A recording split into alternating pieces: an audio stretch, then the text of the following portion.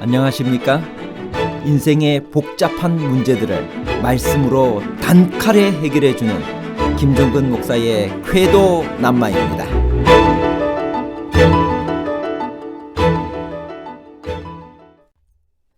나실인으로 구별된 삼손이 타락하게 된 이유는 무엇일까요? 사탄은 인간의 가장 연약한 부분을 잘 알고 의도적으로 그 약점을 공격하나요? 삼손의 힘은 그의 머리털에서 나왔나요? 아니면 여호와에게서 나왔나요?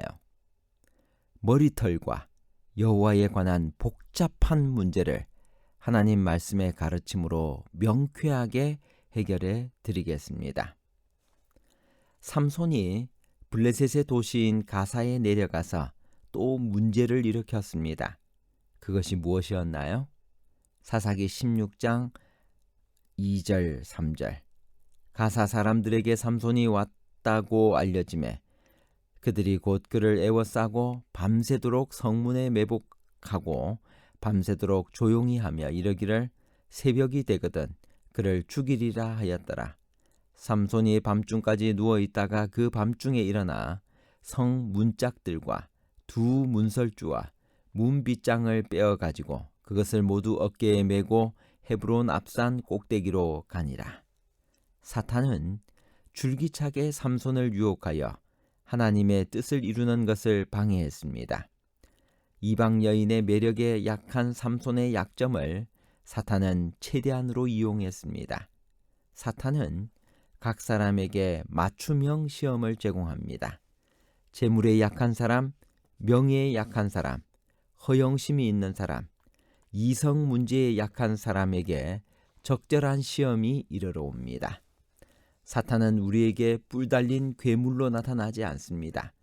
오히려 매혹적인 모습으로 혹은 광명한 천사의 모습으로 나타나는 것입니다. 들릴라가 울면서 그 비밀을 말해달라고 날마다 재촉하여 조르자 삼손은 번뇌하여 죽을 지경이 되었다라고 성경은 말합니다.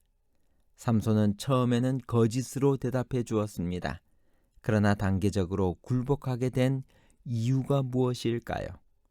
삼손의 힘은 그의 머리털에서 나왔나요? 아니면 도대체 어디서 그 힘이 나왔을까요? 사사기 16장 16절. 날마다 그 말로 그를 재촉하여 조르매 삼손의 마음이 번뇌하여 죽을 지경이라. 들릴라는 삼손에게 요청을 했습니다. 도대체 당신의 힘이 어디서 나오느냐? 그래서 삼손은 3번의 거짓말을 합니다. 마르지 않은 푸른 칡 7으로 나를 결박하면, 두 번째 쓰지 아니한 새 밧줄로 나를 결박하면, 세 번째 머리털 7가닥을 배틀에 날실에 섞어 짜면, 네 번째 만일 내 머리가 밀리면. 부조화 선지자 562페이지. 그 소년이 성장할 때 그는 비상한 체력을 가졌음이 판명되었다. 그러나 이 체력은 삼손과 그 부모가 잘 아는 바와 같이 그의 튼튼한 근육에 의한 것이 아니요 그의 깎지 않은 머리가 상징하는 바와 같이 나실인으로서의 조건에 의한 것이었다. 들릴라의 유혹은 강력했습니다. 삼손은 괴로웠습니다. 더 이상 거짓말도 통하지 않았습니다. 이제 남은 것은 머리털을 밀지 않는 것뿐이었습니다. 머리털마저 밀면 완전히 나실인 서약을 해제하게 되는 것입니다. 삼손 자신도 이것을 충분히 인식하고 있었습니다. 그래서 들릴라가 힘의 비밀을 알려달라고 복가될 때 사사기 16장 17절에 보면 내 머리 위에는 삭도를 대지 아니하였나니 이는 내가 모태에서부터 하나님의 나실인이 되었습니다.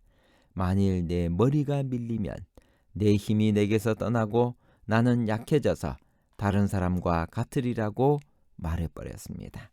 들릴라는 술에 취한 삼손으로 하여금 자기 무릎을 베고 잠들게 한 다음 그의 머리를 깎았습니다. 그 순간 삼손의 나실인 서약은 해제되었습니다. 나실인으로서의 그에게 부여된 힘은 사라졌습니다. 단순히 머리털이 깎여서가 아니라 나실인의 서원을 완전히 어기어 하나님의 신의 감동을 잃어버렸기 때문입니다.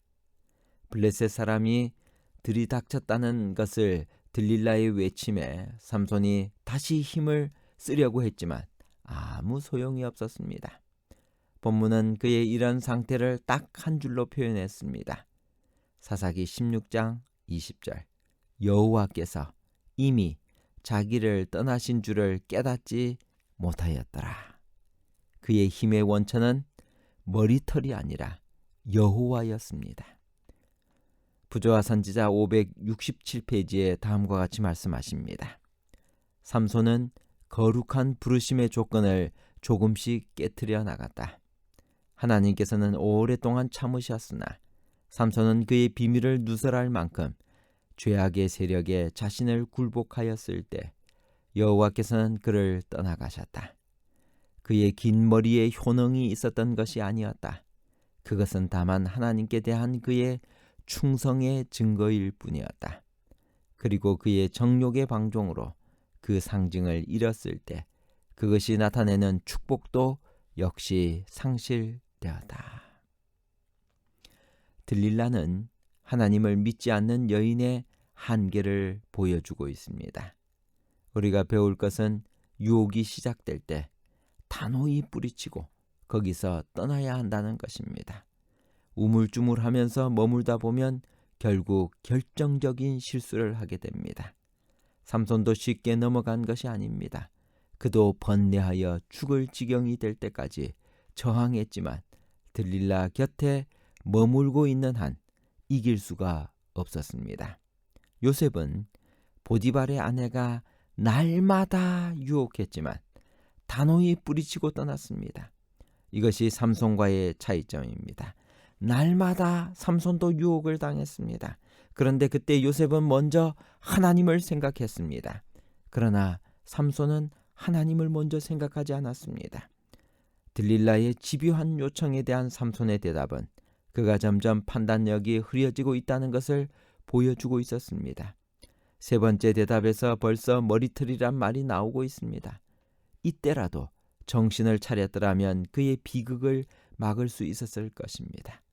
날마다 다가오는 사탄의 유혹에서 이길 수 있는 비결은 무엇일까요? 창세기 39장 9절 10절.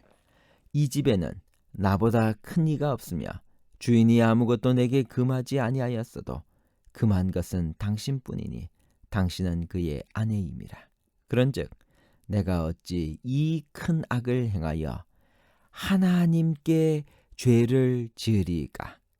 여인이 날마다 요셉에게 청하였으나 요셉이 듣지 아니하여 동침하지 아니할 뿐더러 함께 있지도 아니하니라. 내가 이 죄를 지으면 그 범죄의 대상이 하나님임을 먼저 생각해야만 합니다. 날마다 하나님의 말씀과 기도로 하나님과 함께함으로 사탄의 시험에서 승리하는 우리 모든 청취자들이 되시기를 간절히 바랍니다. 삼손은 구원받았나요? 히브리서 11장 32절. 내가 무슨 말을 더 하리요? 기드온, 바락, 삼손, 입다, 다윗 및 사무엘과 선지자들의 일을 말하려면 내게 시간이 부족하리로다. 히브리서 11장 믿음의 장에 삼손의 이름이 등장합니다. 이것은 삼손도 구원받았음을 말해줍니다. 하나님은 그의 죄를 용서해 주었고 그의 믿음을 받아주신 것입니다. 결론입니다. 첫 번째, 사탄은 인간의 가장 연약한 부분을 공격하여 타락하게 합니다.